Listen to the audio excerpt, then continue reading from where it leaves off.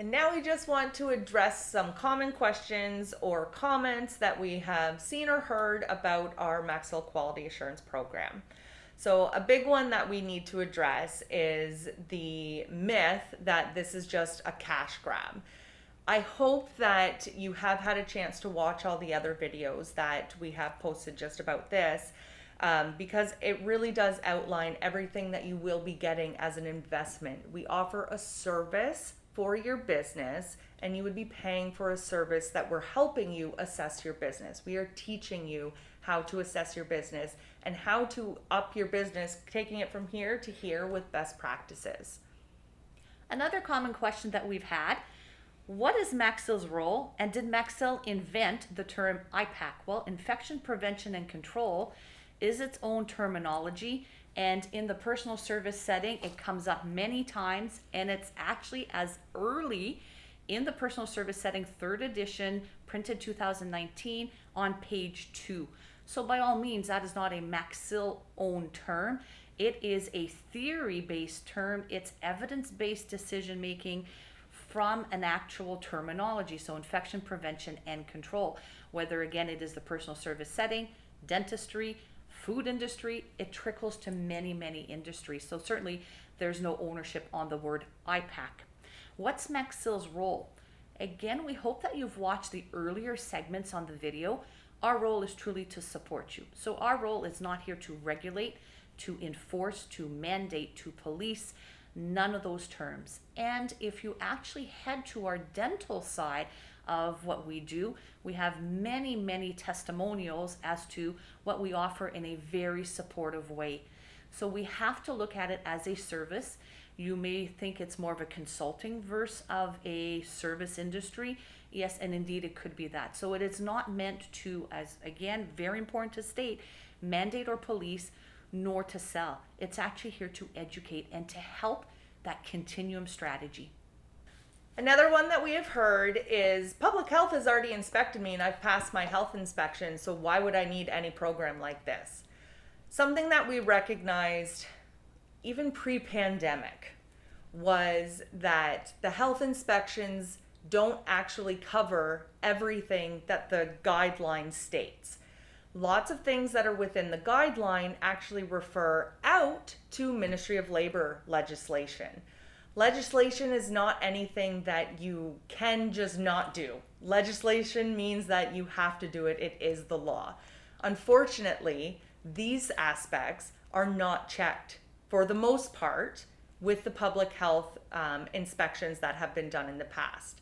So the quality assurance program actually teaches you all the different legislative things that you have in the way of, in the questions that are asked, we actually tell you that this is a high risk, it's an education question, or there's even ones in here that are legislative. So this question means if you say no to it, it is legislation. It now becomes a goal that this is something that you will rectify with our help and with our quality assurance program. A great question that we've been asked many times is, does maxill have any connections to the government? Is this a government program? And what other external connections do we have? We are not working for the government. In dentistry as well, we have founded a quality assurance program based on the needs of the community. It is the same thing here for the personal service setting, where we are offering a service to support, not a service to regulate, not a service to police, of course. We have no ties from government financial, nor for motive, we could say. So our transparency is that it is truly a service that we are offering. As far as external associations, we do work with other individuals in the sector that have come to us for some assistance and for some guidance. But maxill is its own individual company, and quality assurance and infection prevention and control are not new to us. So we are our own identity, and you may travel right to our direct website to see exactly what we do. Another question we've heard, why are we creating more things, adding more precautions, adding more mandates to your business when you already feel like you have done an overhaul to deal with the COVID-19 Ministry of Labor protocols? And the truth is we're not. We are not offering any new things that you have to do into your business. We have literally grabbed everything out of the personal service setting guidelines as to what your business should already have been doing since 2019 at least, when this one was the latest one was printed. Another great question that has come our way, is the maxill program certified, and what do you get at the end of doing the whole program? This is where words need to be chosen appropriately. So what we offer is an approval, a review. So again, you could perhaps call it some consulting, but we are reviewing what you are doing in your practice and offering you the support for mitigation to offer the best public safety. What you get at the end is actually, we could call it a seal of approval, a nice sticker, a piece of paper as well that says you have been IPAC reviewed. What does that mean? And does public health even know what that would entail? And would they even support that notion? Well, again, I'm going to trickle over to what we do for dental. In many circumstances, if public health walks into a dental office and they already see that maxill has been in, done the quality assurance program, has all the written policies, public health is quite happy. So we do work in close conjunction with the, I'm going to say, the IPAC authorities. We do have many phone calls and emails to ensure as well that what we're offering does meet that standard.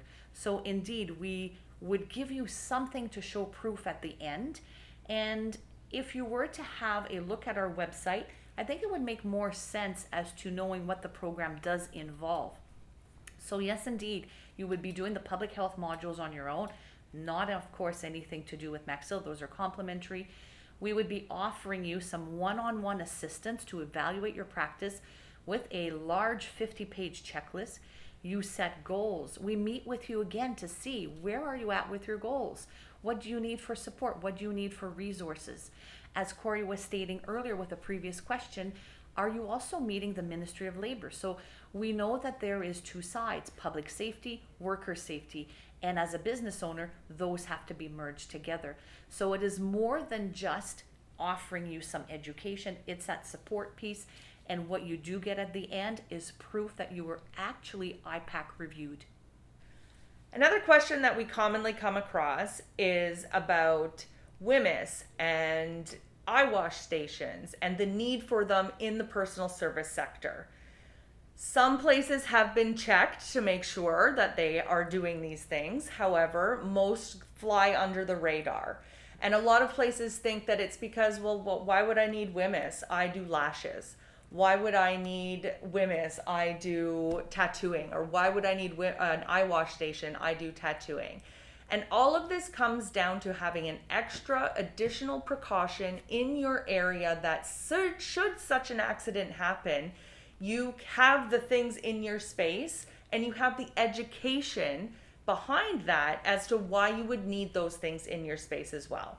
Things like WMIS and having an eye wash station and chemical knowledge and everything like that, those are all Ministry of Labor legislative things that every business within Ontario needs to have, not just this sector.